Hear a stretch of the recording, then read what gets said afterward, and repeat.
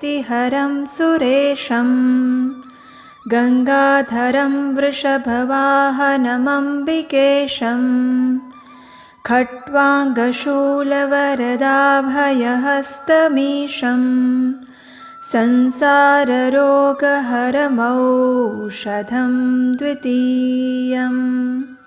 जो संसार के भय को हरने वाले और देवताओं के स्वामी हैं, जो स्वयं गंगा जी को धारण करते हैं, जिनका वाहन वृषभ है, जो अंबिका के ईश्वर हैं और जिनके हाथ में खट्वांग त्रिशूल, वरद और अभय मुद्रा है। संसार के रोगों को हरने वाले उन औषध स्वरूपा भगवान महादेव को मैं प्रातः काल में स्मरण और प्रणाम करता हूँ। हरे कृष्णा। आज है मार्गशीर्ष मास का सोमवार और इस पवित्र दिन की आप सभी को शुभकामनाएं। हमारे पुराणों के बताए गए अनुसार सोमवार के दिन भगवान शिव की विशेष पूजा अर्चना और आराधना की जाती है। तो चलिए आज इस विशेष दिन पर हम भगवान शिव की एक सुंदर पौराणिक कथा का श्रवण करते हैं। एक समय राजा दिलीप ने उनके गुरु वशिष्ठ ऋषि से पूछा, हे मुनिवर, आपने पहले ये कहा था कि मृकंडु मुनि के मरुद्वती से कोई संतान नहीं थी, लेकिन उसके बाद आप कह रहे हैं कि भगवान शिव के प्रसाद से उन्होंने एक संतान को प्राप्त किया। ये कैसे संभव हो पाया और किस प्रकार भगवान शंकर के प्रसाद से वो पुत्र दीर्घायु बना? यदि आप उचित समझे तो मुझे इस कथा वृत्तांत का वर्णन कह सुनाएं। राजा की बात सुनकर ऋषि वशिष्ठ ने कहा, हे राजन, ध्यान पूर्वक सुनो। महामुनि मृकंडु की कोई संतान नहीं थी, इसलिए उन्होंने अपनी पत्नी के साथ तपस्या और नियमों का पालन करते हुए भगवान शंकर को संतुष्ट किया। उनकी तपस्या से संतुष्ट होने पर पिनाकधारी भगवान शिव ने पत्नी के साथ मुनि से कहा, हे मुने, आप मुझसे कोई भी वर मांग सकते हैं। और तब मुनि ने ये वर मांगा। उन्होंने कहा, हे परमेश्वर, यदि आप मेरे स्तवन से संतुष्ट हैं तो मैं आपसे एक पुत्र की इच्छा रखता हूँ। हे महेश्वर, मुझे अभी तक कोई भी संतान नहीं हुई है। ऋषि की बात सुनकर भगवान शंकर ने कहा, हे मुने, क्या तुम उत्तम गुणों से हीन चिरंजीवी पुत्र चाहते हो या फिर मात्र 16 वर्ष की आयु वाला एक ही गुणवान और सर्वज्ञ पुत्र पाने की इच्छा रखते हो? भगवान के इस वचन को सुनकर मृकंडु ऋषि ने कहा, हे जगदीश्वर, मैं गुणहीन पुत्र नहीं चाहता। उसकी आयु छोटी ही क्यों ना हो, लेकिन वो सर्वज्ञ होना चाहिए, अच्छे चारित्र वाला होना चाहिए। ये सुनकर भगवान शिव ने कहा, ठीक है, तुम्हें 16 वर्ष की आयु वाला एक पुत्र प्राप्त होगा, जो परम धार्मिक, सर्वज्ञ, गुणवान, लोकों में यशस्वी और ज्ञान का समुद्र होगा। इस प्रकार कहकर भगवान शिव अंतर्ध्यान हो गए और मुनिवर मृकंडु की इच्छा अनुसार वरदान प्राप्त करके वो वापस आश्रम में लौट आए।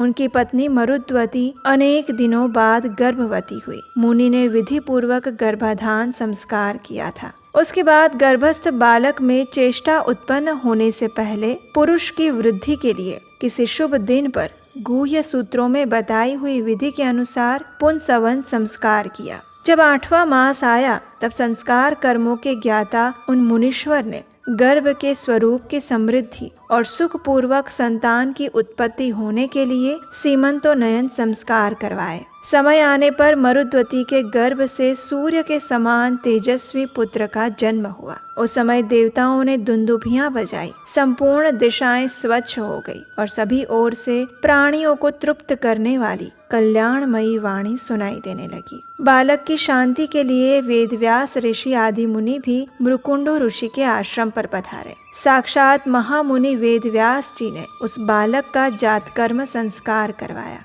और उसके बाद 11वें दिन मुनि ने नामकरण संस्कार किया। उसके बाद नाना प्रकार के वेदोक्त मंत्रों और आशीर्वादों से अभिनंदन करके मुनियों ने बालक की रक्षा का शास्त्रीय उपाय ढूंढा। तत्पश्चात मृकुंडु मुनि के द्वारा पूजित होकर वे सभी लोग अपने अपने घर लौट गए। उस समय नगर और प्रांत के सभी लोग हर्ष में आकर आपस में बात कर रहे थे, अरे इस बालक का अद्भुत रूप तो देखो, ये अत्यंत तेजोमय है, समस्त अंगों का लक्षण भी अद्भुत है। मरुद्वती के सौभाग्य से साक्षात भगवान शंकर इस बालक के रूप में प्रकट हुए हैं। 4थे महीने में पिता ने पुत्र को घर से बाहर निकाला। छठे महीने में उसका अन्नप्राशन करवाया। फिर 2.5 वर्ष की अवस्था में चूड़ा कर्म करके श्रवण नक्षत्र में कर्ण वेद करवाया। और उसके बाद कर्मों के ज्ञाता मृकुंडो मुनि ने बालक के ब्रह्म तेज की वृद्धि के लिए 5वें वर्ष की अवस्था में उसे यज्ञोपवीत प्रदान किया।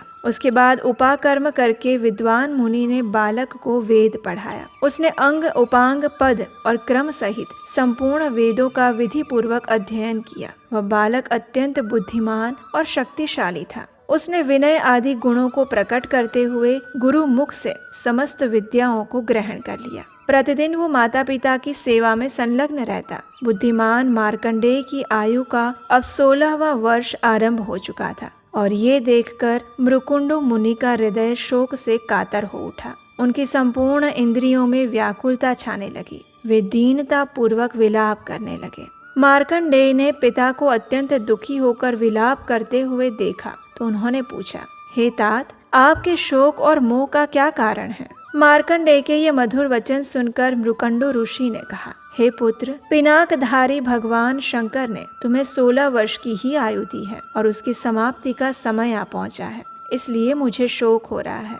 पिताजी के ये कथन सुनकर मार्कंडेय ने कहा, हे पिताजी, आप मेरे लिए कदापि शोक ना करें। मैं ऐसा यत्न करूंगा कि जिससे मैं अमर हो जाऊं। महादेव जी तो सबको मनोवांछित वस्तु प्रदान करने वाले और कल्याणमय स्वरूप हैं। वे मृत्यु को जीतने वाले, विकराल नेत्रधारी, सर्वज्ञ हैं। महाकाल रूप और कालकूट विष को भी भक्षण कर जाते हैं। मैं उनकी आराधना करके अमरत्व को प्राप्त करूंगा।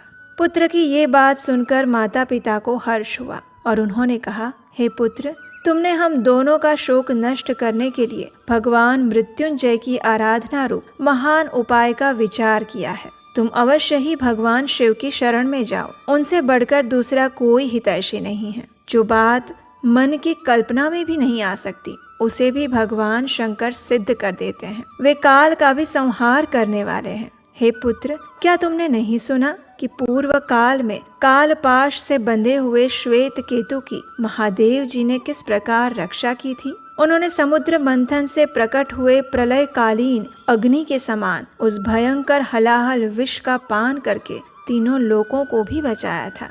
ये वही भगवान धुर्जटी हैं जिन्होंने श्री विष्णु को बाण बनाकर एक ही बाण के प्रहार से उत्पन्न हुई आग की लपटों से दैत्यों के तीनों पुरों को फूंक डाला था। संपूर्ण विश्व के आश्रय और जगत की रक्षा के लिए वे दिव्य मणि हैं। हे पुत्र, तुम अवश्य ही उनकी शरण में जाओ। इस प्रकार माता पिता की आज्ञा पाकर मार्कंडेय जी दक्षिण समुद्र के तट पर चले गए और वहां विधि पूर्वक अपने ही नाम से एक शिवलिंग स्थापित किया। तीनों समय स्नान करके वे भगवान शिव की पूजा करते और पूजा के अंत में स्तोत्र पढ़कर नृत्य करते।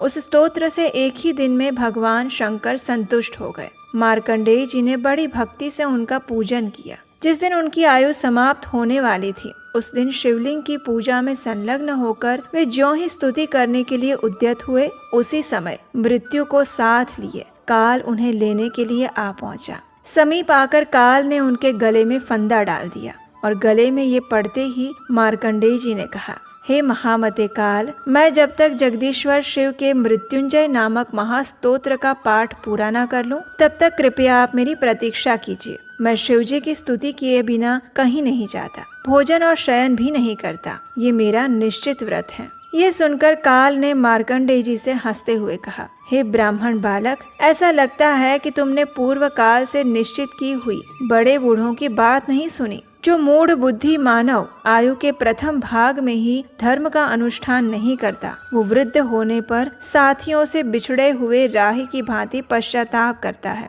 8 महीनों में ऐसा उपाय कर लेना चाहिए जिससे वर्षा काल के 4 महीने सुख पूर्वक बीते। दिन में ही वो काम पूरा कर ले जिससे रात में सुख से सो सके। पहली अवस्था में ही ऐसा कार्य कर ले जिससे बुढ़ापे में सुख से रहे। जीवन भर ऐसा कार्य करता रहे जिससे मरने के बाद सुख हो। जो कार्य कल करना हो उसे आज ही कर ले, जिसे अपराह्न में करना था उसे पूर्वाह्न में कर ले। काल इस बात की प्रतीक्षा नहीं करता कि इस पुरुष का काम पूर्ण हुआ है या नहीं। जिसका काल नहीं आया है वो सैकड़ों बाणों से बिंद जाने पर भी नहीं मरता और जिसका काल आ पहुंचा है वो कुश के अग्रभाग को छू जाने पर भी जीवित नहीं रहता। मैं हजारों चक्रवर्ती राजाओं और सैकड़ों इंद्रों को भी अपना ग्रास बना चुका हूँ, इसलिए इस विषय में तुम्हें क्रोध नहीं करना चाहिए। काल के ऐसे वचन सुनकर भगवान शिव की स्तुति में तत्पर रहने वाले मार्कंडेय ने कहा, हे काल, भगवान शिव की स्तुति में लगे रहने वाले पुरुषों के कार्य में जो लोग विघ्न डालते हैं वे शीघ्र ही नष्ट हो जाते हैं,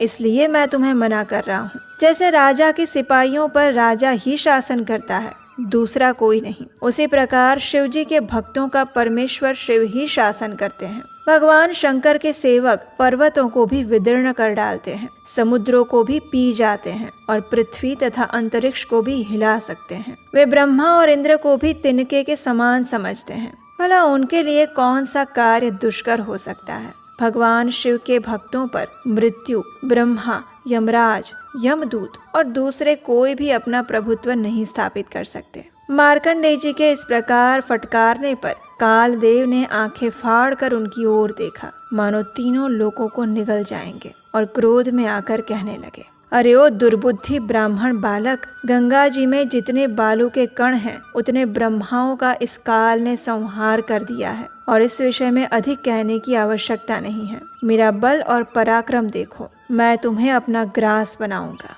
और इसी समय जिनके तुम दास बने बैठे हो वे महादेव मुझसे तुम्हारी रक्षा करे तो सही। जिस प्रकार राहु चंद्रमा को ग्रस लेता है, उसी प्रकार गर्जना करते हुए काल ने महामुनि मार्कंडेय को हठपूर्वक ग्रसना आरंभ किया, और उसी समय भगवान शिव उस लिंग से बाहर आ गए। उनकी अवस्था, उनका स्वरूप सब कुछ अवर्णनीय था। मस्तक पर अर्धचंद्राकार मुकुट शोभा पा रहा था। हुंकार भरते हुए मेघ के समान प्रचंड गर्जना करते हुए उन्होंने तुरंत ही मृत्यु की छाती में लात मार दी। मृत्युदेव उनके चरण प्रहार से भयभीत होकर दूर हो गए। भयंकर आकार वाले काल को दूर पड़ा देख मार्कंडेय जी ने पुनः उसी स्तोत्र से भगवान शिव का स्तवन करना आरंभ कर दिया। मार्कंडेय जी द्वारा किए गए उस स्तोत्र के पाठ से भगवान शिव अत्यंत प्रसन्न हुए, और इस प्रकार देवाधिदेव महादेव जी के प्रसाद से अमरत्व पाकर महातेजस्वी मार्कंडेय ऋषि ने अनेक प्रलय के दृश्य देखे। वरदान पाने के बाद वे पुनः अपने आश्रम में लौट आए और माता पिता को प्रणाम किया।